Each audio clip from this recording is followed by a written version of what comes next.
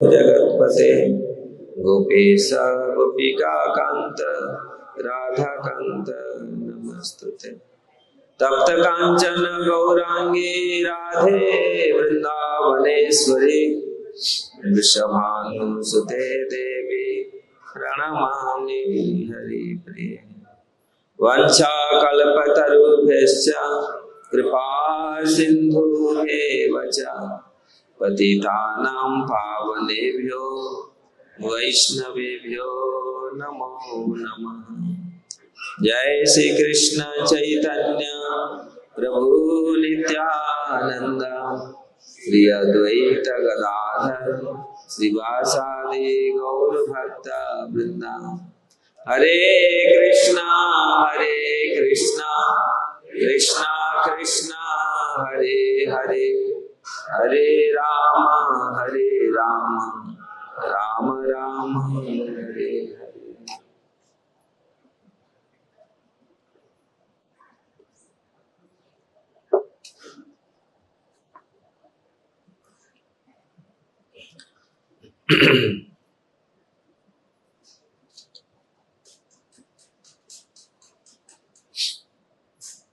तो ये महाप्रभु के जो ये भजन है, इसके कुछ चर्चा करें या कथा। गौरांग बोलिते हवे पुलक शरीर। अगर महाप्रभु के नाम उच्चारण करने से शरीर पुलकित होना चाहिए, क्योंकि महाप्रभु राधा कृष्ण का मिलित विग्रह है और प्रेम का पूरी सागर है। इसलिए अगर हम महाप्रभु का नाम लेते हैं, अगर शुद्ध हृदय हमारे है तो प्रेम जागृत होगा। इसलिए यहाँ महाप्रभु सबको प्रेम बांटने के लिए आए हैं। इसलिए ये भजन में किस प्रकार नरोत्तम दास ठाकुर ये वर्णन करते हैं। गौरांग बोलिते हवे पुलक शरीर, हरि हरि बोलिते नयन भवे। हरि हरि बोलने से आंखों से अश्रुपात होना चाहिए।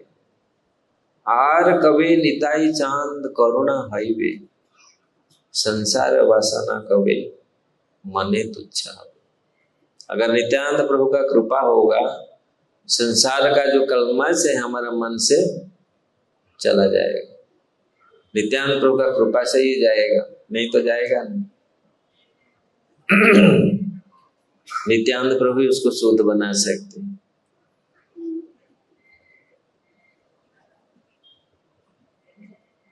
रूप रघुनाथ पदे कैसे विषय छाड़िया कबे शुद्ध हवे मन। कभी जब विषय हमारा चला जाएगा तो मन शुद्ध होगा, क्योंकि विषय ही हमको इस भौतिक जगत में नाना प्रकार के दुख में डालता है। हमारा एकमात्र विषय कृष्ण होना चाहिए, और विषय के अतिरिक्त और कुछ हुआ तो वो सब दुख का कारण है। इसलिए कृष्ण हमारा विषय होना चाहिए, लेकिन कृष्ण विषय नहीं होते। अनेक प्रकार का विषय हमारे मन में आता है। विषय छाड़िया कबे, विषय कैसे छूटेगा? जब नित्यानंद प्रभु चैतन्य महाप्रभु का कृपा होगा। इसलिए राधा कृष्ण का कृपा मिलेगा जब महाप्रभु का कृपा, नित्यानंद प्रभु का कृपा हमको मिलेगा।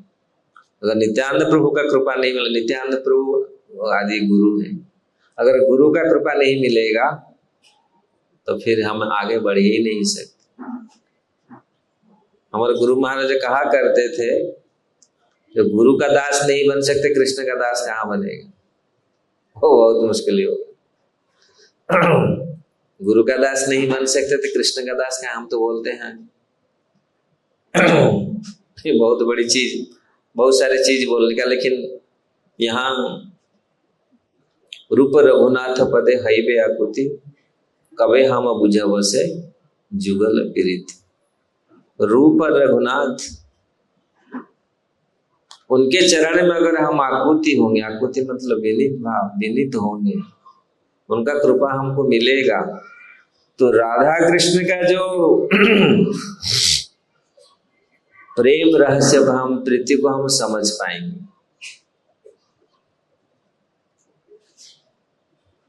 रूप रघुनाथ पदे हई, रूप रघुनाथ पदे रहो मोर आस। रूप गोस्वामी और रघुनाथ गोस्वामी के जय श्री श्री द्वारकाधीश रुक्मिणी द्वारकाधीश की जय, श्री श्री गौर निताई की जय, जगन्नाथ बलदेव सुभद्रा महारानी की जय।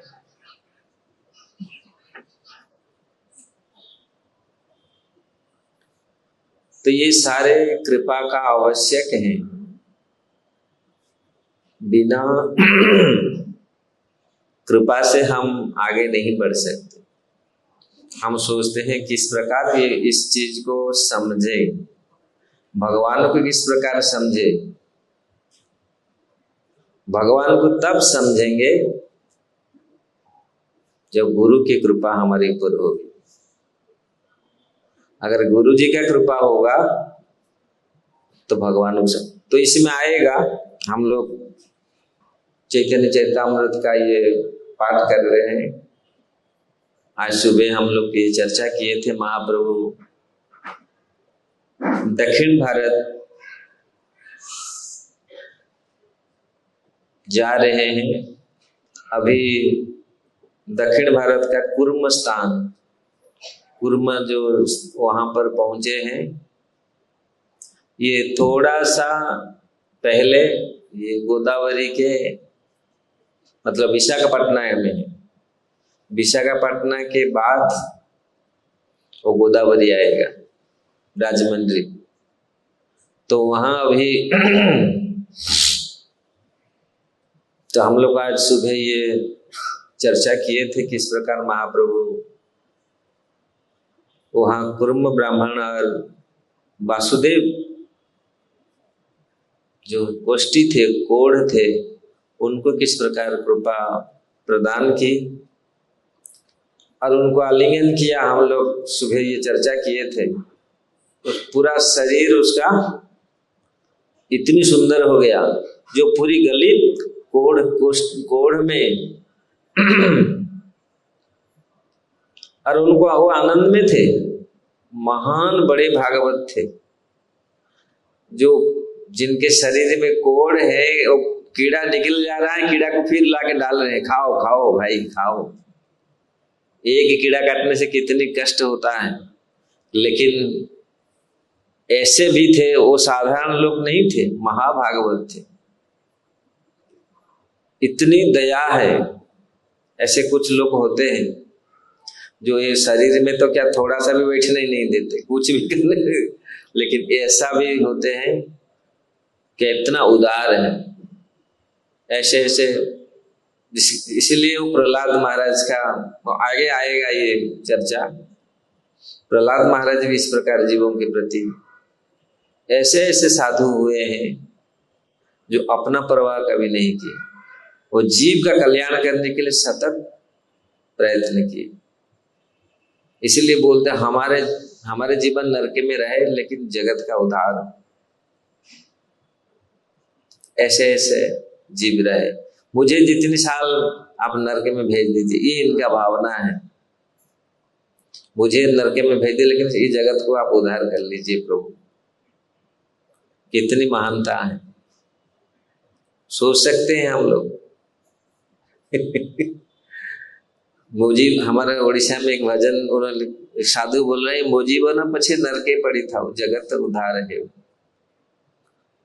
हे महाबाहु, हे कृष्ण, मेरा जीवन नरके में पड़ने दो, लेकिन इस जगत का आप उद्धार कीजिए। ये भावना है भक्तों का। हम लोग तो सोचते हैं हम कैसे हमारा उद्धार हो और जगत भान में जाए और कहाँ पड़े जाकर। तो ये भावना भक्तों, तो ये वासुदेव जो थे कोष्ठी कोढ़ी थे, महाप्रभु उनके भावनाओं को जानते थे, इसलिए आकर के उनको आलिंगन किया और उनका शरीर को दिव्य बना दिया। और फिर महाप्रभु उनको उपदेश दिए। आज सुबह हम लोग जा रहे, देखो तारे कहो कृष्ण उपदेश, हमारे आज्ञा गुरु हैया तारो यही देश। मेरे आज्ञा से गुरु हो करके जिसको देखते हो कृष्ण का उपदेश दो। इसलिए हम सब लोग का ये कर्तव्य है, हम भगवान के उपदेश, हम पहले तो भगवान के उपदेश को समझे, उसको तो ग्रहण करें। भगवान भगवत गीता भागवत में जो उपदेश दिया है उसको तो हम लोग ग्रहण करें, समझे। इसलिए आवश्यक है हर व्यक्ति के लिए हम इसको सुने, समझे, पढ़े, तब हम सबको फिर इसको बांटे। ये जगत के लिए कल्याणकारी है। तो वहां से महाप्रभु फिर दोनों को वहीं से छोड़ करके फिर अंतर्ध्यान हो गए। अंतर्ध्यान हो करके और अंतर्ध्यान हो गए तो दोनों महाप्रभु के विरह में दोनों पूरी मूर्छित तो होकर के पड़े और दोनों महाप्रभु का गुणगान करने लगे। ऐसे आए थे महाप्रभु। उसके पश्चात महाप्रभु चल करके वहां से पहुंचे गोदावरी के तट। गोदावरी दक्षिण भारत का गंगा है कुछ।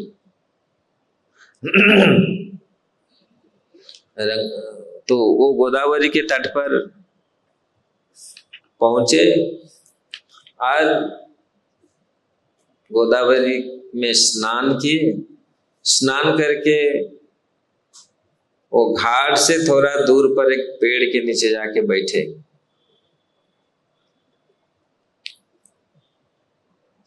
वहां तो उस समय कोई ऐसे फोन व्यवस्था कुछ नहीं था, लेकिन स्वयं भगवान तो स्वयं भगवान है महाप्रभु। उनका जो अभीष्ट है, जो सोचते हैं, सब कुछ तो होता है। लेकिन ये मानव लीला कर रहे हैं।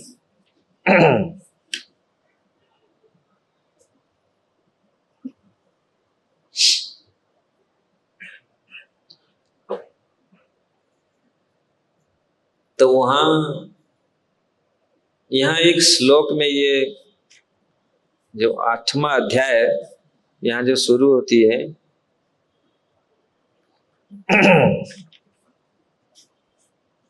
बहुत सुंदर श्लोक कृष्णदास कविराज गोस्वामी ने वर्णन किया।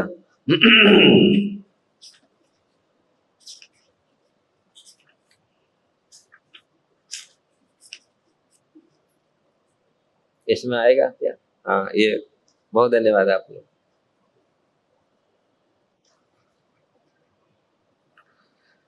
संचार्यम रामाभिध भक्त मेघिम स्वभक्ति सिद्धांत चरणामृतानि गौराब्धि तैरे मुनावितीर्णेम तज्जत्वरत्नालयताम प्रयाति। तो यहाँ जो चैतन्य महाप्रभु, ये कृष्णदास कविराज गोस्वामी महाप्रभु के बारे में ये वर्णन कर रहे हैं, जो संचार्य रामा विदभक्त मेघे, चैतन्य महाप्रभु जो गौरांग भी कहलाते हैं, भक्ति विषय का समस्त सैद्धांतिक ज्ञान के सागर हैं। उन्होंने श्री रामानंद राय को शक्ति प्रदान की जिनकी तुलना भक्ति के बादल से की जा सकती। वह बादल भक्ति के समस्त सैद्धांतिक निष्कर्ष रूपी जल से पूरी था और सागर द्वारा शक्ति प्रदत्त था कि वह इस जल को स्वयं श्री चैतन्य महाप्रभु रूपी समुद्र के ऊपर फैला दे। इस प्रकार चैतन्य महाप्रभु रूपी समुद्र स्वयं शुद्ध भक्ति के ज्ञान रूपी रत्नों से भर गया। ये थोड़ा सा आप लोगों को थोड़ा सा लगेगा, ये क्योंकि फिलोसफिकली है। महाप्रभु, यहाँ पर महाप्रभु को समुद्र के रूप में तुलना किया गया है। गौराब्धि, गौर अवधि, जो गौराब्धि, जो चैतन्य महाप्रभु यहाँ गौराब्धि कहा गया है, जो गौरांग महाप्रभु रूपी समुद्र, और बादल, यहाँ बादल के रूप में राय रामानंद राय को तुलना किया गया है। जो राय रामानंद रूपी बादल ने बारिश किया किसके ऊपर? समुद्र के ऊपर। समझ में आ रहा है कुछ? एक्चुअली समुद्र से ही बाष्प होकर के बादल बनता है, और बादल फिर बारिश के रूप में समुद्र में आता है। समझ में आ रहा है ना? तो यहाँ जो हम लोग चर्चा करने के लिए जा रहे हैं, महाप्रभु रामानंद राय से पूछेंगे और रामानंद राय पूरी बहुत कुछ बताएंगे, लेकिन वास्तविक यहाँ दिख नहीं रहा है। एक्चुअली महाप्रभु ही जिस प्रकार समुद्र सूर्य किरण से, समुद्र से बाष्प होकर के जल बादल में परिणत होता है, और बादल फिर बारिश में फिर समुद्र में आ जाता है, उसी प्रकार चैतन्य महाप्रभु ने रामानंद रूपक बादल को बनाया। मतलब रामानंद राय को अपनी भक्ति सिद्धांत को स्फुरित किए, रामानंद राय के दिमाग में, उनके मन में। जिस प्रकार ब्रह्मा जी को भगवान ने ज्ञान प्रदान किया था, तेने ब्रह्म हृदयादि कवयो मुह्यंति यत् सूरयो।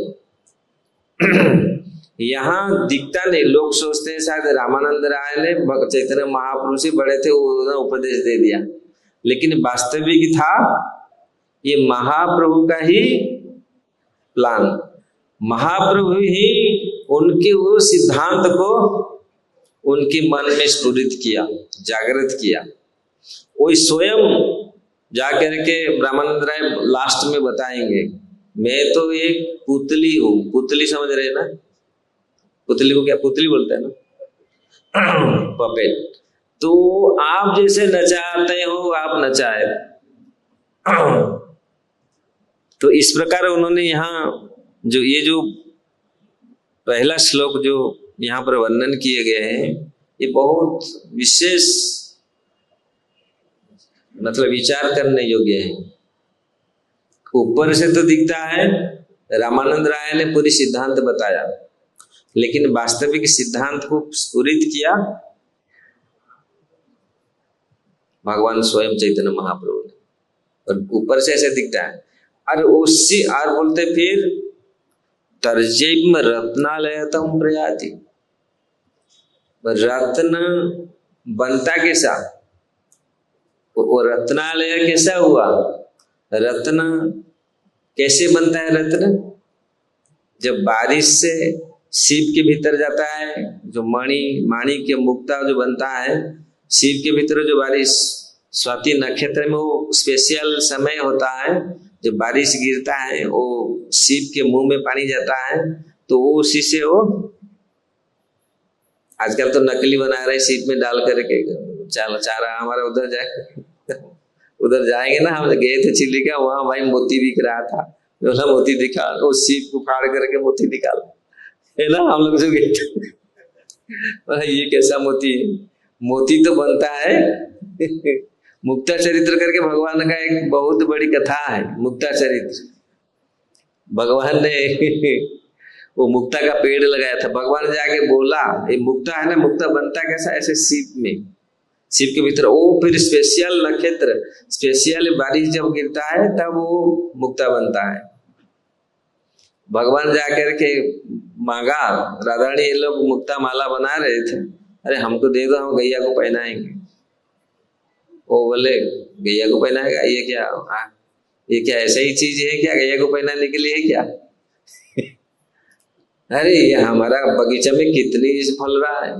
तो सब लोग हंसने लगे, अरे ये भी मूर्ख है, इतना भी जानता नहीं, ये मुक्ता तो पेड़ में नहीं होता, ये मुक्ता तो समुद्र में होता है, पेड़। तो भगवान जो बोलते हैं वो करते हैं। भगवान सीधा मैया के पास गए, मैया मुक्ता तो पेड़ लगाऊंगा। बहुत सुंदर, क्यों भगवान कैसे भगवान है, गए सीधा। और माँ मैया बोले क्या न, अरे तुम मुक्ता, आप मुझे मुक्ता तो मैं पेड़ लगाऊंगा, बहुत फसल बनाओ, ऐसा बनाओ पूरी सबको मुक्ता, सब मेरे गैया को पूरा मुक्ता पहनाऊंगा, माला हार पहनाऊंगा। अब भगवान ने किया ये लीला, ये दिए और उसमें लगाया जमुना के किनारे, और पानी वो दूध और ये दे करके मुक्ता हुआ। और वो मुक्ता नकली, वो मुक्ता से भी कितनी गुना बड़ा है और फर्स्ट क्लास है। ये भगवान का भगवता है, जो बोल देते हैं वो संकल्प जो कह देते हैं वो करते हैं। तो ये रत्नालय कैसे बना, रामानंद रूपी जो बारिश उन्होंने डाला, उन्होंने उसको स्फुरित किया था। वो जो पानी शिव के भीतर गया वो मुक्ता बना, और वो मुक्ता के द्वारा पूरी रत्नालय, ये रत्नाकर, सागर का समुद्र का नाम ही रत्नाकर कहा गया, क्योंकि अनेक रत्नों का जो आगार है वो रत्नाकर है। लेकिन ये तो जो चैतन्य महाप्रभु रूपी जो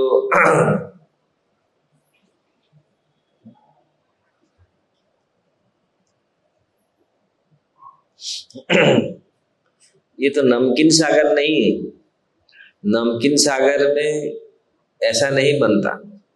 ये तो चैतन्य महाप्रभु पूरा प्रेम है, क्योंकि प्रेम का पूरा मूर्तिमंत स्वरूप है चैतन्य महाप्रभु। तो ये तो यहाँ बहुत सारे चीज भी आएगा, वर्णन आएगा यहाँ। बहुत सारे वर्णन इसका भी हम लोग कर सकते हैं, किस प्रकार महाप्रभु रूपी प्रेम रूपी, क्योंकि उनका जो प्रेम उनके था, वो प्रेम रूपा का पानी प्रेम को दिया रामानंद राय को। रामानंद उन्होंने उसी चीज को बारिश किया, और उस बारिश से जो सिद्धांत प्रस्तुत किया, वो सिद्धांत को पकड़े महाप्रभु, फिर वो रत्नालय बना।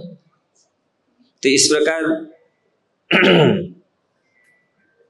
चैतन्य महाप्रभु रूपी जो समुद्र है उसमें राय रामानंद राय बारिश किया। तो अभी आगे हम लोग देखेंगे किस प्रकार, ऐसे तो लगेगा महाप्रभु प्रश्न पूछ रहे और वो आंसर दे रहे, लेकिन वास्तविक महाप्रभु ने उनको प्रेरणा दिया ये चीज बोलने के लिए। महाप्रभु जानते हैं सब कुछ, ऐसा भूल मत करना। महाप्रभु जानते नहीं, ऐसे प्रश्न पूछ रहे हैं और उनको बता रहे हैं। भगवान जानते नहीं, भगवान सब कुछ जानते हैं, लेकिन उनके माध्यम से वो कहा रहे हैं, बता रहे हैं। तब जब चैतन्य महाप्रभु नृसिंह देखिया कैल दंडवत प्रणति, प्रेमावेश कैल बहु नृत्य गीत स्तुति। जब यहाँ पहुंचे जियड़ नृसिंह क्षेत्र कत दिन गेला, नृसिंह मंदिर में गए, वहां महाप्रभु सुंदर नृत्य कीर्तन किए। और उसके पश्चात इसमें भी वर्णन आ रहा है किस प्रकार उग्र अप्य अनुग्र एवाय स्वभक्तानुक्रेसरी केसरी व स्वपोतानाम अन्वेषम उग्र विक्रम। यद्यपि सिंहिनी अत्यंत हिंस्र होती है, किंतु जब अपने बच्चों के प्रति अत्यंत दयालु होती है, इसी तरह यद्यपि नृसिंहदेव हिरण्यकशिपु जैसे अभक्तों के प्रति अत्यंत उग्र थे, किंतु प्रहलाद महाराज जैसे भक्तों के प्रति अत्यंत कोमल एवं दयालु थे। वही नृसिंहदेव जब हिरण्यकशिपु को देखे, कितनी कितनी क्रोध था उनको, मारने के लिए मार दिए, फाड़ दिए पूरे। लेकिन वही जब प्रहलाद महाराज आए, कितनी शांत हो गए। तो इसलिए ये वर्णन महाप्रभु, ये जो पास टाइम प्रहलाद का पास टाइम बहुत बार सुनते थे। ध्रुव प्रहलाद महाराज का पास टाइम बहुत बार सुनते थे, और बहुत सारे लीला सुनते थे, लेकिन ये भी लीला महाप्रभु सुनते थे। तो इस प्रकार वो महाप्रभु ने जाकर के गोदावरी तट पर पहुंचे। गोदावरी को जमुना सोच करके, ये जिसी के प्रति जो हमारा प्रेम होता है उसको देखने से वो भाव याद आता है। महाप्रभु से बहुत जगह में जब समुद्र को देखते थे, वो यमुना का भ्रम होता था और समुद्र में जाकर के कूद पड़ते थे। ऐसे अनेक जगह में हुआ है। जिसके प्रति हमारा प्रेम है, जिसके प्रति, तो वो वस्तु देखने से हम उसी वस्तु को देखते हैं। तो इसीलिए जब गोदावरी के देखे, गोदावरी को यमुना समझ करके और गोदावरी तट जो जंगल का वृंदावन समझ करके वो भावाविष्ट हुए। तो जहां जहां भी भक्त लोग जाते हैं, महाप्रभु ये दिखा रहे हैं, जहां जहां ऐसे ऐसे जगह देखते हैं वो कृष्ण स्मरण होता है, भगवान का स्मरण होता है। ऐसे ऐसे जगह जहां जहां भी जाते हैं, अगर भगवान का स्मरण होता है, वो हमारे लिए बहुत बड़ी उपलब्धि है, बहुत सौभाग्य की बात है। अगर यहाँ रहकर भी भगवान का स्मरण होता है, ये बहुत बड़ी। लेकिन वो भाव होगा कैसा? पेड़ को देखने से क्या वृंदावन स्मरण हो जाएगा? हो जाता है। भगवान को दर्शन करके फिर भी इतना दंडवत लगा करके फिर जप करके भी नहीं होता। ये भाव होगा कैसा? ये कि कृष्ण नाम में महाप्रभु पागल हो जाते थे। ये शिक्षा दिए हमारे ऐसे समय कब होगा? कृष्ण नाम सुनने से ही जीव के हमारे हृदय में भाव पैदा होगा। और अगर एक बार हमारे हृदय में ये भाव आया, फिर अभाव नहीं होगा, ये जगत का अभाव नहीं होगा, ये जगत का जो लगाव वो नहीं छूट जाएगा। तो वो भाव है, भगवान प्रति जो भाव है वो भाव रहेगा हमेशा, तो ये जगत का कोई भाव हमको सताएगा नहीं। तो इस प्रकार महाप्रभु ने घाट छाड़ी कत दूरे जल सन्निधाने बसी प्रभु करे कृष्ण नाम संकीर्तन। तो वहां घाट को छोड़ कर के वृक्ष के नीचे बैठे, महाप्रभु वेट कर रहे हैं कि तो उसी समय रामानंद राय स्नान। रामानंद राय बहुत बड़े अधिकारी थे, वहां के गवर्नर थे उस समय, आज से 500 साल पहले। राजा प्रतापरुद्र महाराज उनको उस इलाका का गवर्नर नियुक्त किए थे। तो वो बहुत बड़ा, और उनके साथ 1000 ब्राह्मण आए उनको लेके, वो स्नान कराए। मतलब स्नान करेंगे, उनको वेद पाठ मंत्र उच्चारण होगा, स्नान करेंगे। देखे महाप्रभु बैठ के अपना, जब स्नान करके वो आए तट में आए, देखे बहुत सुंदर सन्यासी बैठा है। तो सन्यासी देख करके, क्योंकि ये भी बहुत महाभागवत थे, ये तो साधारण नहीं थे, तो ऐसे आकृष्ट करता है जो देख कर। आजकल तो लोग कोई समझते नहीं, सम्मान तो दूर की बात है। हम लोग जाके पूछते भी नहीं, लेकिन ये तो उस समय की बात है। और महाप्रभु स्वयं ये चाहते थे, और इसी के कारण वेट कर रहे थे, बैठे वहां जाकर। तो राणा रामानंद आए, उनको प्रणाम किया। प्रणाम करके महाप्रभु ने पूछा, आप रामानंद है? वही रामानंद है? तो महाप्रभु समझ गए यही रामानंद होगा, तो भगवान तो ऐसे जानते हैं। तो उन्होंने बोला, प्रभु दे तारे देखी जानी लो यही राम राय, ताहारे मिलिते प्रभु मन उठी धाय। सूर्य सत समकांति अरुण वसन, सुबलित प्रकांड देह कमल लोचन। महाप्रभु का शरीर इस प्रकार बहुत प्रकांड शरीर था और उनकी आंख कमल जैसे थी। उसको देख करके रामानंद स्वयं आकृष्ट हुए, तो आकर के दंडवत प्रणाम किए। उठी प्रभु कहे उठा, कहा कृष्ण कृष्ण, तारे आलिंगिया प्रभु हृदय शत्रुष्ण। तो उनको आलिंगन करके उनको बोले उठो, खड़े हो। तथापि पूछिल तुम्हें राय रामानंद, तेहो कहे यही हाउ दास शूद्र मंद। हमें वही रामानंद राय हूं, दास हूं, शूद्र हूं, वही मैं रामानंद राय हूं।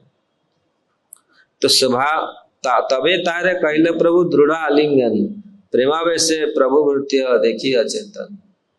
तो दोनों वापस में आलिंगन करके अचेतन में पड़े, मूर्छित तो होकर के पड़े। और ये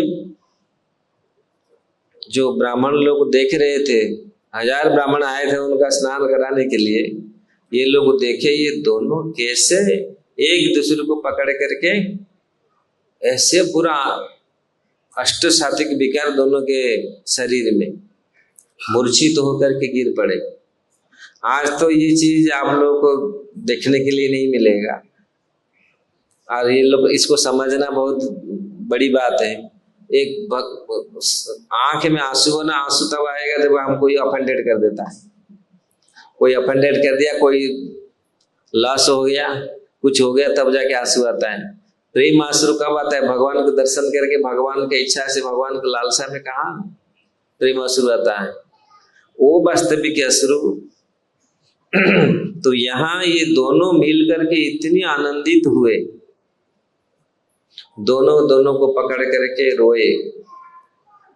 ये लोग फिर कुछ समय के पश्चात महाप्रभु ने देखे, ये लोग देख रहे हैं और ये लोग जो बात कर रहे हैं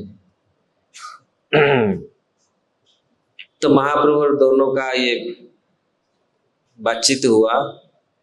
इस प्रकार महाप्रभु को याद दिलाए थे सार्वभौम भट्टाचार्य, जो बहुत बड़ा पंडित है, हम लोग को ऑलरेडी हो। आप दक्षिण भारत जा रहे रामानंद राय को अवश्य ही मिलना, तो उनको छोड़ना मत, क्योंकि मुझे मालूम नहीं था वो बहुत बड़े भागवत हैं।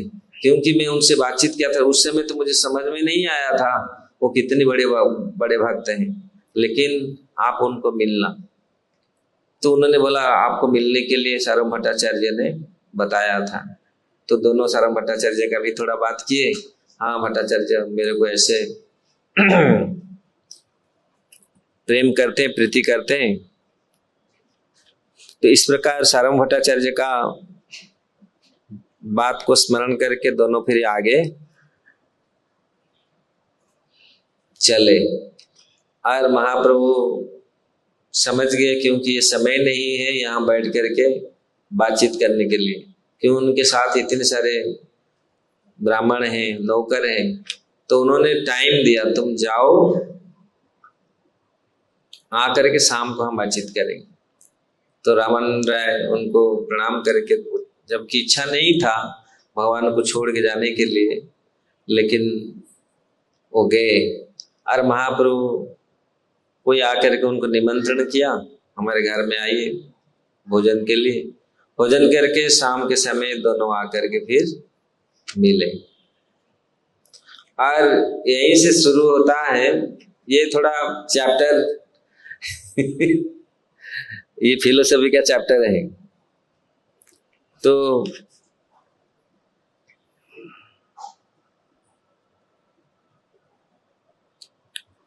तो महाप्रभु ने ये रामानंद राय से जब दोनों बैठे मिले, जब ये देखने का चीज है, महाप्रभु जानबूझकर ये पूछे आप बताइए, ये फेमस श्लोक है।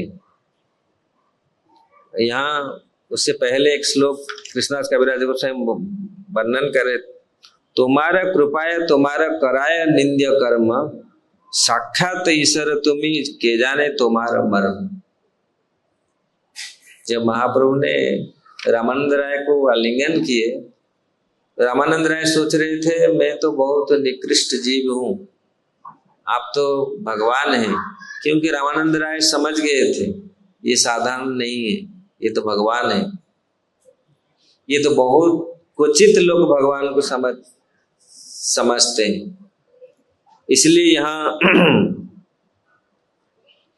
ये श्लोक जो प्रसिद्ध श्लोकों ने, महांत स्वभाव ही तारी दे पामर, निज कार्य नहीं तब जान तार घर। ऐसे महांत स्वभाव, जिनका महान स्वभाव है, अपने कार्य के लिए उन्होंने भ्रमण नहीं करते। जितने बड़े बड़े साधु पुरुष हुए, प्रभुपाद जैसे बड़े बड़े संत हुए, वो अपना कार्य के लिए नहीं जाते। अपना कार्य के लिए लोग तो, लेकिन ये महान व्यक्ति का ये कार्य है, अपना कार्य के लिए भगवान के, मतलब अपना कार्य के लिए घूमते नहीं इस सारा संसार में। इसलिए निज कार्य नहीं तब जाए तार घर। अपना कार्य के लिए कोई निजी कार्य नहीं, ये भगवान के ही कार्य में लगे रहते। इसलिए यहाँ रामानंद राय बोल रहे हैं ये आप मुझे उद्धार करने के लिए आप यहाँ आया, ये अपना कार्य नहीं, ऐसे हमारे जैसे ऐसे पतित आत्माओं को उद्धार करने के लिए आप यहाँ पर आए हैं। और वो श्लोक उद्धृत करते हैं श्रीमद् भागवत से, जिस प्रकार नंद महाराज ने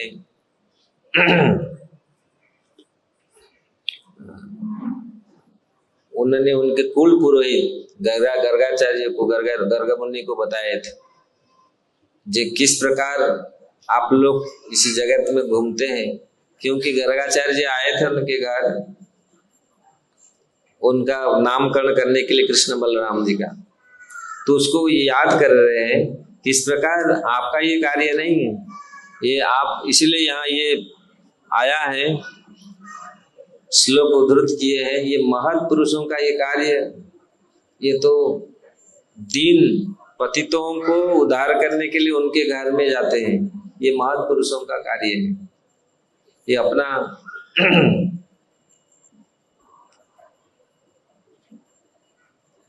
तो दोनों ने फिर ये बाह्य में आए, बाह्य तो उन्होंने देखा ये सारे लोग देख रहे हैं, तो इस प्रकार उन्होंने ये कथा को वहीं रोक करके दोनों गए।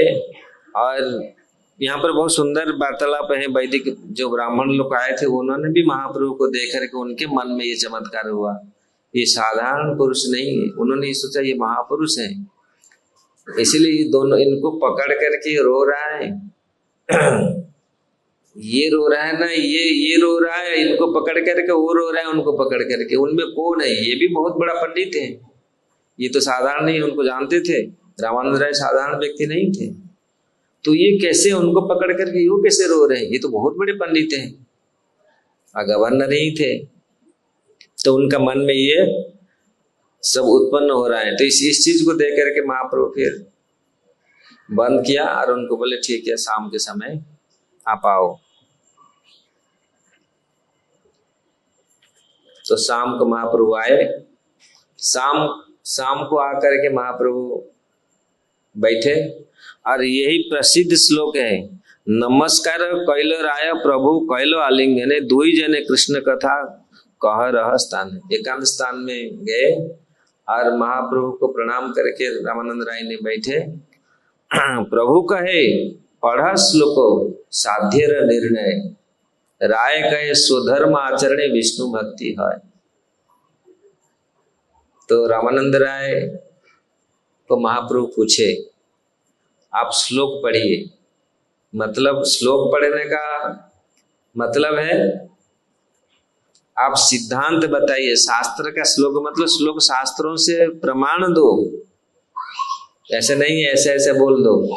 शास्त्र के प्रमाण के हिसाब से मुझे बताओ जीव का साध्य क्या। इसलिए कहा साध्य निर्णय। ये साध्य और साधन कुछ समझ में आ रहा है? इसलिए टॉपिक थोड़ा बहुत क्रिटिकल टॉपिक है। साध्य और साधन। साध्य क्या है? जीवन का लक्ष्य। और साधन उसको प्राप्त करने का मार्ग। उसको कैसे प्राप्त करें? उसको प्राप्त करने का जो साधन है वो साधन है। इसलिए इसको कौन निर्णय करेगा? हमारा जीवन का लक्ष्य क्या है, कैसे पता चलेगा? यहाँ महाप्रभु यहीं से शुरू कर रहे हैं। रामानंद राय एक के बाद एक के बाद एक के बाद सारे चीज को बोलते जा रहे हैं। महाप्रभु बोलेंगे ये सब बाह्य, ये सब बाह्य, ये सब बाह्य, और आगे बोलो, और आगे बोलो, और आगे बोलो। ये क्यों?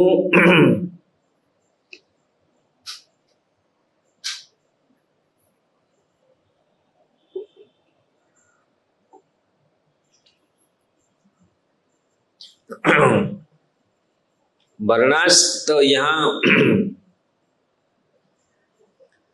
हमारा जीवन का लक्ष्य किस प्रकार हमको मालूम होगा? हम जीवन का लक्ष्य को कैसे समझेंगे? तो यहां से जो शुरू करते हैं महाप्रभु, रामानंद राय को स्फुरित कहते हैं। रामानंद राय उसको उनको बता रहे हैं। रामानंद राय यहां से शुरू करते हैं ये साध्य और साधन का क्या रहस्य है। अगर हम साध्य और साधन का विवेचन करेंगे, वास्तविक महाप्रभु तब तक उनको बोले नहीं है ये ठीक है, जब तक वो समय नहीं आया जो जब तक ये सारे धर्म अर्थ काम मोक्ष तक, जब ये सारे बात बोलते गए, धर्म अर्थ काम मोक्ष तक बोले महाप्रभु बोले ये सारे बाह्य।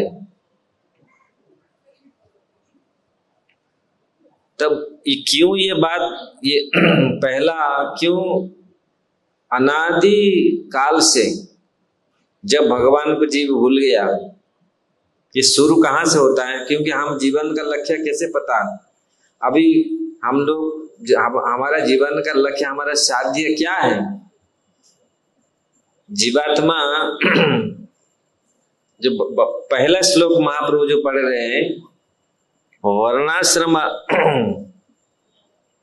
प्रभु, तो यहाँ राय प्रभु कहे पढ़ श्लोको साध्य निर्णय, राय कहे स्वधर्म आचरण विष्णु भक्ति है। रामानंद राय बोल रहे हैं स्वधर्म आचरण करके विष्णु भक्ति करना ये साध्य। मतलब क्या हुआ इसमें? साध्य क्या हुआ? विष्णु भक्ति। और साधन स्वधर्म। तो महापुरुष इसको रिजेक्ट किए, नहीं ये आगे जाओ। इसमें क्या दोष रहा है? महापुरुष को रिजेक्ट किए। समझ में आ रहा है ना? इसे विष्णु पुराण अलग अलग शास्त्र से इसका कृष्णदास कविराज गोस्वामी ने वर्णन किया। ये थोड़ा सा टॉपिक थोड़ा सा ये है, अगर मैं उसको सरल से बता दूं तो 10 मिनट में इसको खत्म कर दूंगा। सरल से वो सुनेंगे, उसको सरल से बताऊंगा, और शास्त्र में जाएंगे तो ये बहुत, इसमें बहुत सारे चीज हैं। मैं प्रयास कर रहा हूं आपको सरल से आप इस चीज को उपस्थापन करने के लिए। तो यहाँ जो साध्य जो भक्ति कहा गया है, एक्चुअली हमारा साध्य क्या है? कृष्ण प्रेम। इसलिए महाप्रभु ये भक्ति, क्योंकि भक्ति जो आया कृष्ण विष्णु भक्ति, इसमें दोष है। क्यों? भक्ति बोलने से, विष्णु भक्ति बोलने से इसमें कई प्रकार का मिश्र भक्ति आ जाता है। हम बोले हम भी भक्ति कर रहे, हरे कृष्ण कर रहे, भक्ति कर रहे, लेकिन दूध भी चाहिए, हुक्का भी चाहिए। आप समझ रहे हैं ना? लोग मतलब हम हुक्का भी पिएंगे और दूध भी पिएंगे, मतलब भोग भी करेंगे और भक्ति भी करेंगे। ये सब इस प्रकार का भक्ति महाप्रभु बोले नहीं, इसमें ये बाह्य है। समझ में आ रहा है ना? लोग सोचते हैं हम बहुत बड़ा भक्त बन गए, हम भक्ति कर रहे हैं, भजन कर रहे हैं, लेकिन ये शुद्ध, जब तक शुद्ध भक्ति नहीं आ जाता तब तक महाप्रभु बोल नहीं, ये सब रिजेक्ट करते गए। इसलिए वर्णाश्रम स्वधर्म आचरण करके, लेकिन ये स्वधर्म आचरण करे इसे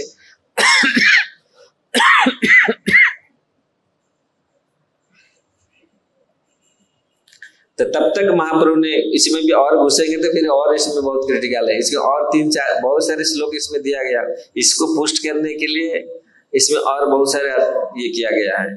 लेकिन मैं इसमें ज्यादा नहीं जाना चाहता क्योंकि आप लोग मालूम नहीं, आप बैठ के सुन पाएंगे ना नहीं इस चीज को इसलिए ये टॉपिक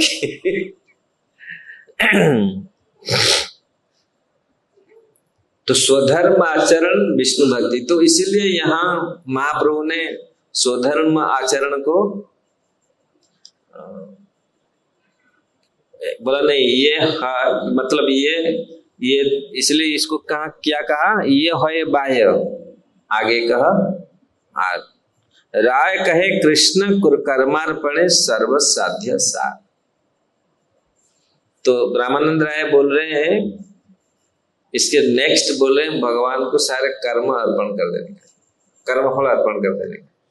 मतलब यहाँ स्वधर्म मतलब भोग भी करूंगा और भक्ति भी करूंगा, लेकिन और स्टेप इससे मतलब इससे और स्टेप आगे जो आ रहा है नहीं, सब कर्म पूरा संपूर्ण कर्म को हम अर्पण कर देंगे भगवान को। तो ये स्वधर्म से, स्वधर्म मतलब अपने अपनी वर्णाश्रम जो धर्म है, सकाम कर्म, यहाँ सकाम कर्म जो ब्राह्मण क्षत्रिय वैश्य शूद्र ब्रह्मचारी गृहस्थ वानप्रस्थ सन्यास, ये सारे जो कर्म है इससे ये अच्छा है जो कर्म को पूरा कर्मार्पण, कृष्ण कर्मार्पणस्तु, भगवान को पूरा कर्म को अर्पण कर दो, मतलब पूरा कर्म का फल को भगवान में अर्पण कर दो। तो ये इससे और श्रेष्ठ है। इसको भी महाप्रभु ने बोला ये भी नहीं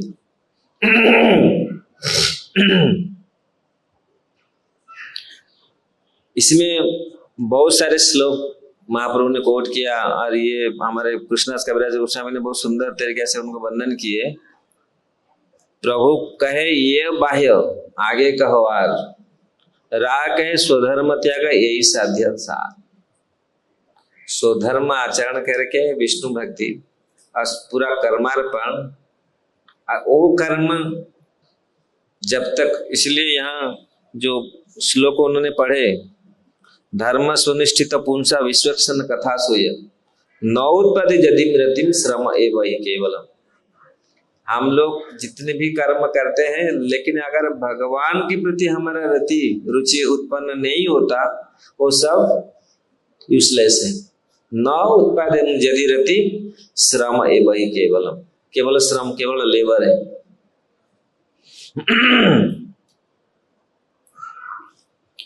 फिर महाप्रभु आगे फिर चले, प्रभु का यही बाय स्वधर्म त्याग यही साध्य सार, स्वधर्म को त्याग कर देना। एक्चुअली इसमें जहां शुद्ध भक्ति नहीं आ जाता है, ये जो मिश्र भक्ति, इसमें स्व सुख वासनाएं रहती, अपना वासना, अपना स्व सुख वासनाएं इसमें रहती, इसलिए महाप्रभु ने उनको सबको रिजेक्ट करते करते गए। अगर हम इसको देखें, इसमें दो प्रकार की जो अपना स्व सुख वासना और भगवान के साथ मतलब ऐक्यश्वर, भगवान से जोड़ जाना, भगवान बन जाना, इस प्रकार भावना इसमें, जैसे मुक्ति तक ये अपनी स्व वासना ही रहता है जीव का। इसलिए महाप्रभु ने उनको सारे रिजेक्ट किया, नहीं ये जीव का साध्य वस्तु नहीं है। और जब महाप्रभु रामानंद राय ने शुरू किया शुद्ध भक्ति, तब से महाप्रभु बोले ठीक है, ये ठीक है।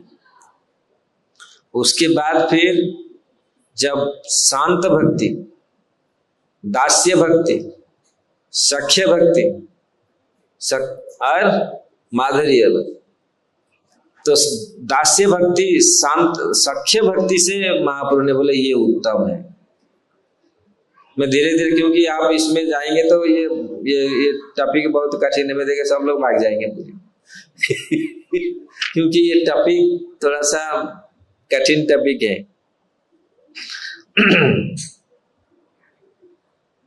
इवन ज्ञान मिश्रा भक्ति वो सब रिजेक्ट करके जब शुद्ध भक्ति में आए, शुद्ध भक्ति के बाद ये चार रस जो सख्य और ये एक के बाद एक जो शांत रस में आए, शांत रस में क्या कमी है?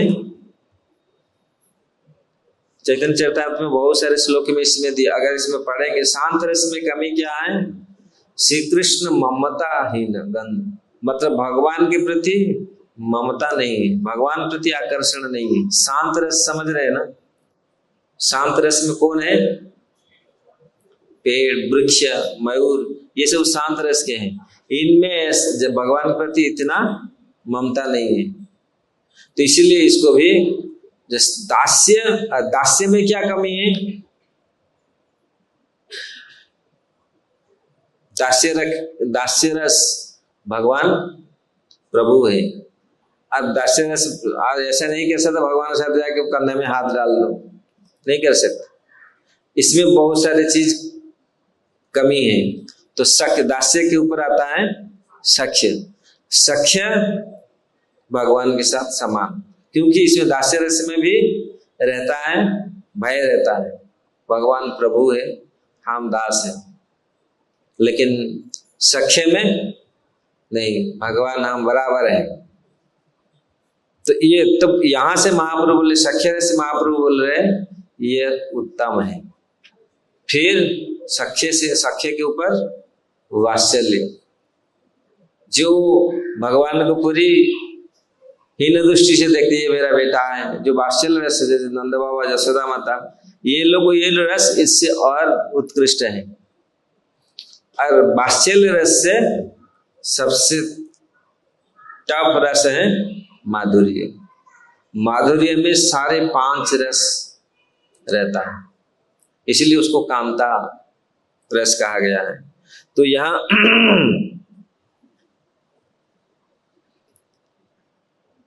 जिस प्रकार आकाश आदि गुण जन पर पर भूते 2-3 क्रमे बाड़े पंच पृथ्वी थे, जिस प्रकार आकाश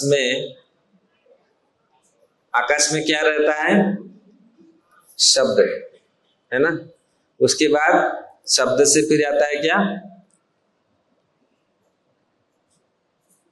वायु। उसमें 2 चीज रहता है ना? वायु के बाद आता है अग्नि, अग्नि में रूप आ जाता है। अग्नि के बाद आता है जल, जल में रूप, रस, टेस्ट भी आ जाता है। और जल के बाद आता है पृथ्वी, जिसकी पृथ्वी में 5 प्रकार के, उसमें गंध भी आ जाते हैं, सारे पूरी 5 रस उसमें आ जाता है। ऐसा शांत, दास्य, सख्य, वात्सल्य, माधुर्य, इसमें सारे रस इसमें रहता है, इसलिए माधुर्य रस सर्वश्रेष्ठ कहा गया है।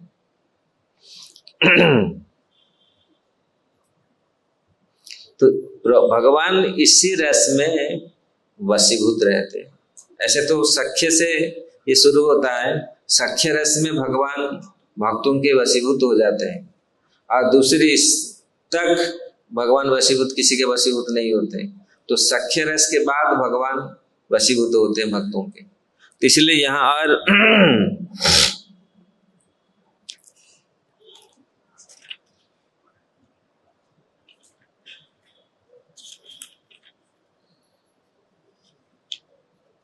कृष्ण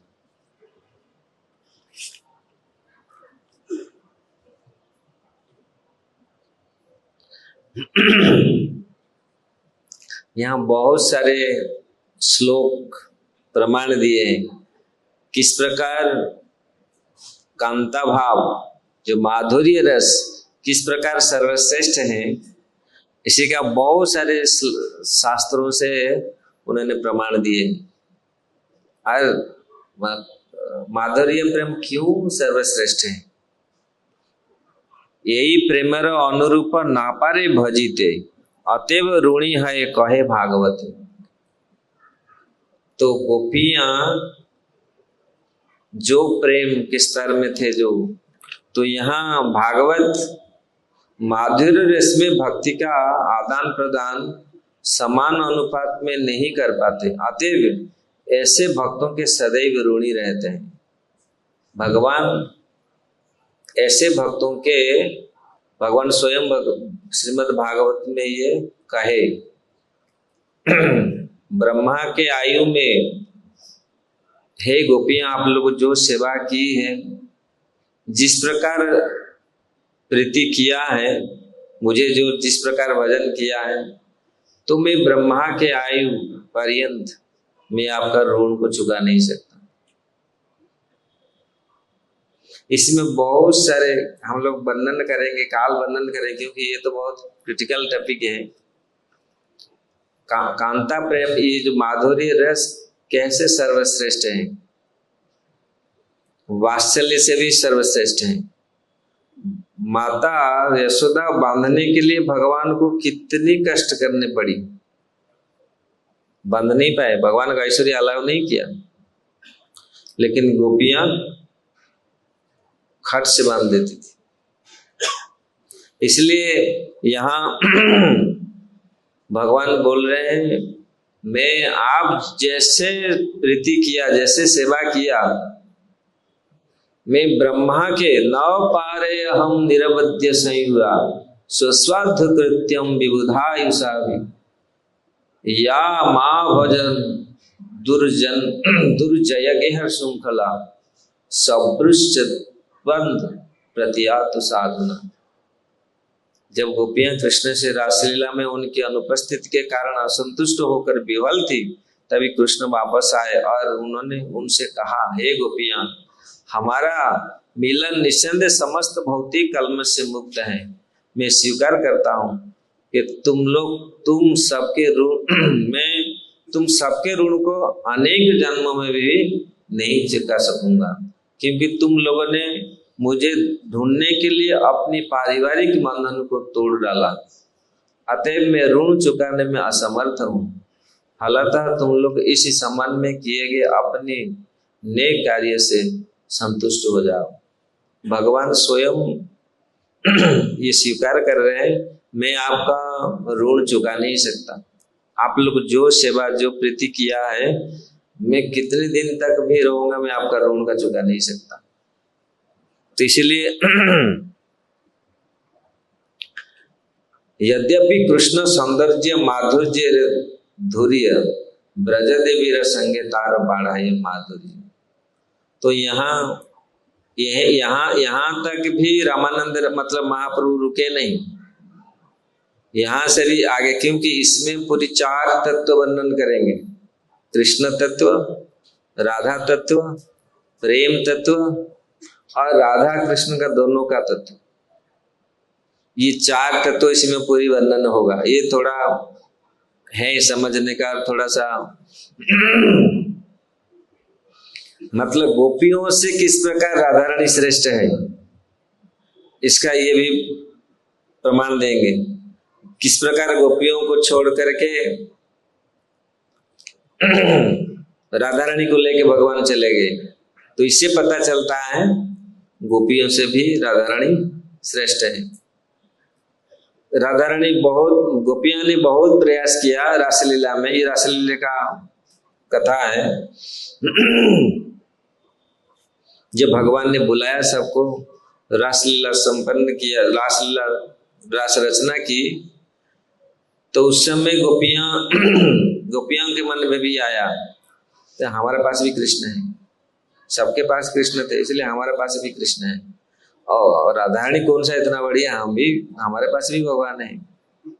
तो राधा रानी के मन में आया, सबके पास उपलब्ध हो गए, तो राधा रानी ने छोड़ करके चली गई। इतनी गोपियां थे लेकिन कोई भी भगवान को वो आनंद दे नहीं पाए।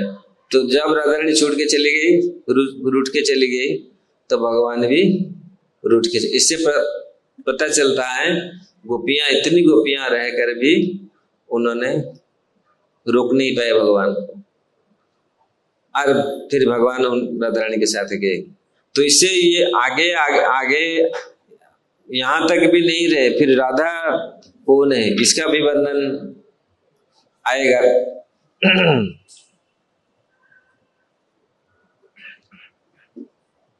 महाप्रभु बोल रहे राय कहे यार आगे पूछे है न जाने, एत दिन नहीं जाने आछा ही भुवन। इसके आगे कोई पूछता है, मैं तो कभी इसके आगे अभी तक तो कोई मुझे पूछा नहीं। ऐसा इस जगत में ऐसे लोग हैं, कोई इसके आगे और क्या।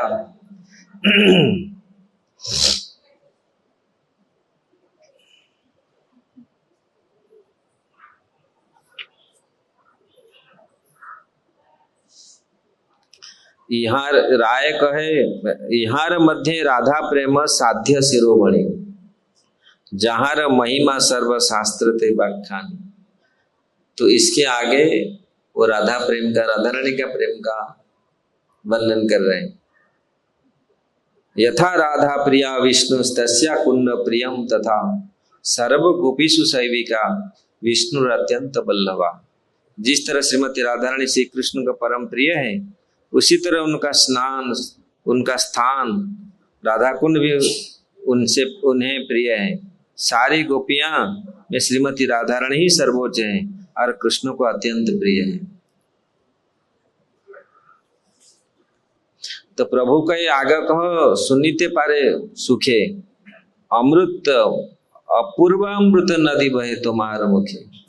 तो राधा रानी फिर रामानंद राय को महाप्रभु बोल रहे हैं आगे और बोलते चलो, आपके मुंह से पूरी अमृत निकल रहा है।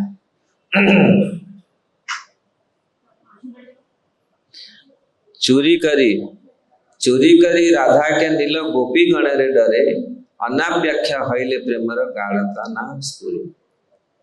तो श्री कृष्ण ने रास नृत्य के समय अन्य गोपियों की उपस्थिति के कारण श्रीमती राधा रानी से प्रेम का आदान प्रदान नहीं किया। अन्यों पर आश्रित होने के कारण राधा तथा कृष्ण के प्रेम की प्रगाढ़ता प्रकट नहीं हो पाई, इसलिए उन्हें चोरा ले गए। समझ रहे ना?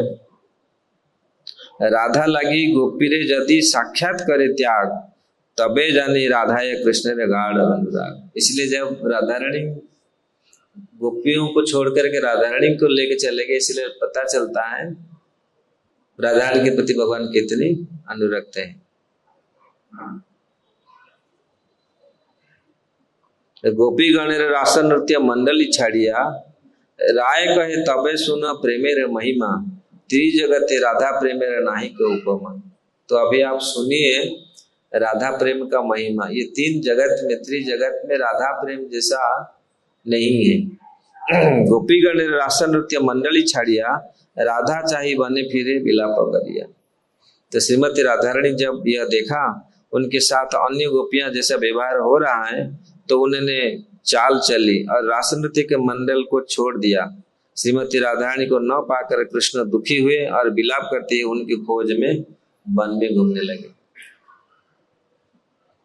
तो ये 10वां स्कंद का गोविंद लीलामूर्त गीत गोविंद से ये लिए हैं। इसलिए शतकोटि गोपी संगे रास विलास, तार मध्य एक मूर्ति रहे राधा पास। तो ये यद्यपि भगवान सहस्र गोपियों के साथ रहते थे, लेकिन राधा के पास ओरिजिनल फॉर्म रहते थे। एक दिव्य रूप श्रीमती राधा रानी के बगल में रखा। साधारण प्रेमे देखी सर्वत्र समता, राधा कुटिल प्रेम हईल बामता। इसीलिए राधा रानी जब देखा सबको ये उपलब्ध हो गया, इसीलिए राधा रानी के मन में ये कुटिलता। तो प्रेम का ये गति कुटिल गति है। ये बहुत सारे चीज इसमें वर्णन है, लेकिन क्रोध छड़ी, तो ये थोड़ा हायर टॉपिक है। इसका देखेंगे काल कितना हम लोग इसका वर्णन कर सकते हैं। नहीं तो इसको थोड़ा सा ऐसे ही करके फिर हम लोग महाप्रभु का, क्योंकि ये टॉपिक बहुत हाई टॉपिक है, इसको समझने के लिए टाइम और जरूरी है, हमारे समय जरूरी है। क्योंकि जो रासलीला का वर्णन यहाँ हुआ है, भागवत में रासलीला का जो वर्णन सुखदेव गोस्वामी ने किए हैं, इसमें बहुत सारे चीज को प्रमाणित करती है। गोपियों का, राधा रानी का तत्व को पूरी प्रमाणित करती है।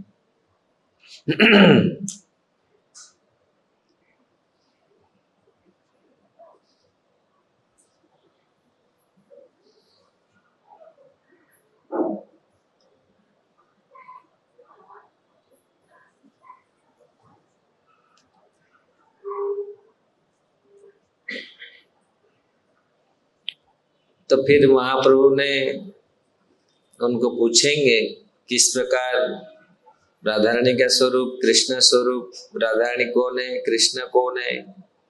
क्योंकि जो साध्य और साधन, एक्चुअली हम लोग इसी में चला गया। मैं तो आज सोचा था साध्य साधन, इसको अच्छा से मैं समझाऊं, मैं इसी में चला गया। लेकिन वास्तविक अगर हमारा साध्य कृष्ण प्रेम, जय श्री श्री राधा रुक्मणी द्वारकाधीश की जय।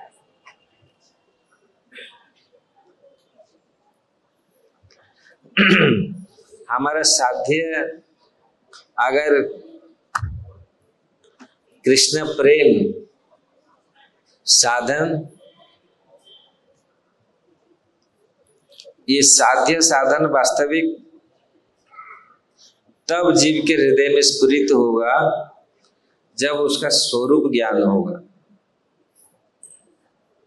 जब स्वरूप ज्ञान नहीं होगा तो फिर ये साध्य साधन समझ में नहीं आएगा। और स्वरूप ज्ञान के लिए संबंध ज्ञान भी जरूरत है।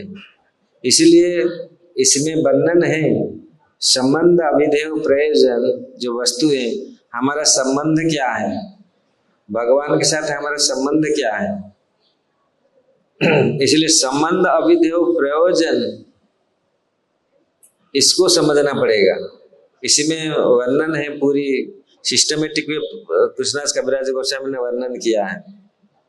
अगर संबंध अभिधेय प्रयोजन का हम लोग समझ जाए तो कृष्ण प्रेम हमारा प्रयोजन वस्तु है, संबंध हम भगवान का नित्य दास है। और अभिधेय मतलब अभिधेय साधन है, जिसी साधन से हम उस वस्तु को प्राप्त कर सकते, जो कृष्ण प्रेम को प्राप्त कर सकते। कृष्ण प्रेम को प्राप्त करने का साधन क्या है? भक्ति, शुद्ध भक्ति। शुद्ध भक्ति की साधन से हम कृष्ण प्रेम को प्राप्त कर सकते। और ये तत्व तब जब स्वरूप अनुभूति होगा। स्वरूप अनुभूति होगा कब? जब हम संबंध ज्ञान होगा। क्योंकि संबंध ज्ञान नहीं होगा तो फिर हमको पता नहीं चलेगा। तो इसलिए संबंध ज्ञान होगा, गुरु आश्रय, ये सारे सिस्टम है पूरी, तब जा करके हम लोग समझ पाएंगे हमारा साधन, साध्य और साधन क्या है। साध्य और साधन तत्व को हम समझ पाएंगे। ये तो इसको समझना बहुत, सारे वेद उपनिषद इस तीन चीज को वर्णन करता है, संबंध अभिधेय प्रयोजन। हमारा संबंध ज्ञान नहीं है, हमारा संबंध तगड़ा नहीं है, फिर आगे अभिधेय क्या होगा और प्रयोजन क्या होगा, तो फिर आगे फिर नहीं चलेगा। इसलिए संबंध को पहले, संबंध के संबंध में भक्तिविनोद ठाकुर ने बहुत सारे भजन लिखे संबंध अभिधेय प्रयोजन के ऊपर। किस प्रकार संबंध क्या है हम भगवान के साथ और कैसे संबंधित होंगे, हम कनेक्ट होंगे, तब उसके बाद फिर अभिधेय हमारा भक्ति, फिर जाके हम प्रेम को प्राप्त कर पाएंगे। सही हरे कृष्ण।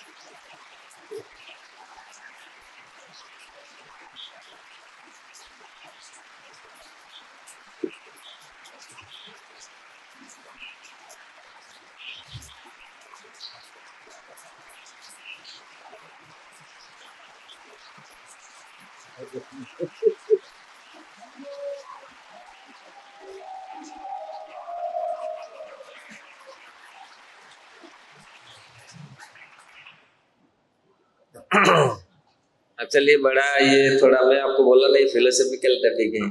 इसको एक श्लोक ना एक दिन लगेगा, एक श्लोक लेंगे इसको समझा। जैसे भागवतम श्लोक है ना, ये विश्व भागवतम का श्लोक है।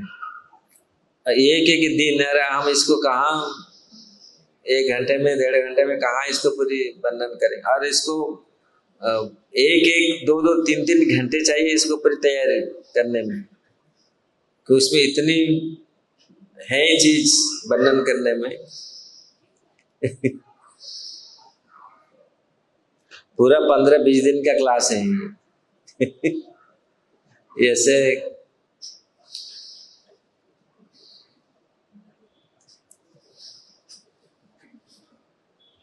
किसका कोई प्रश्न है? किसका कोई प्रश्न है? हाँ, कोई बैठेगा नहीं फिर यहाँ। या चलिए एक एक श्लोक, अगर एक एक श्लोक हम लोग करेंगे तो अच्छा से हम लोग इसको कर पाएंगे। इसका पूरी टीका, इसका बहुत एक एक श्लोक में बहुत सारे चीज वर्णन मिलता है। और ये चीज एक्चुअली ये सारे जो माधुर्य रस है, ये समझना भी कठिन है। इसलिए ये महाप्रभु ने ये दिए हैं, इसको चर्चा सरलता से हम लोग कर लेते हैं। और क्योंकि इसको हजम करना भी इतनी आसान नहीं है, इसको वो स्तर को पहुंचना भी बहुत आसान नहीं है। फिर लोग बोलेंगे सहजिया है, बहुत हजार चीज इसमें आक्षेप होगा, क्योंकि ये सारे ओ लेवल के बहुत गूढ़ तत्व हैं इसमें वर्णन हुआ है।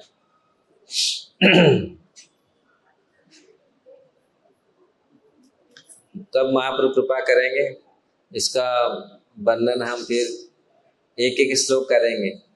मतलब मेरा तो इच्छा है, लेकिन देखो कब इच्छा भगवान का होगा, महाप्रभु का कब इच्छा होगा। क्योंकि इसमें सारे बहुत सारे रस, बहुत सारे चीज आएगा, इसमें बहुत सारे बुक्स भी आएगा। राधा रस सुधा निधि, विलाप कुसुमांजलि, ये सारे बहुत सारे बुक्स इसी में आएगा। और ये चीज अगर वो भाव नहीं होगा, गोपियों का भाव नहीं होगा, इसको वर्णन करना भी बड़ा मुश्किल हो जाएगा।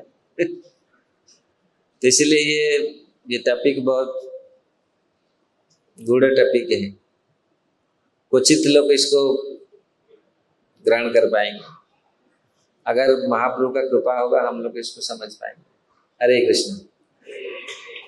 चैतन्य चरितामृत की जय, श्रील प्रभुपाद की जय। किसका कोई प्रश्न है क्या? प्रश्न इसमें आएगा।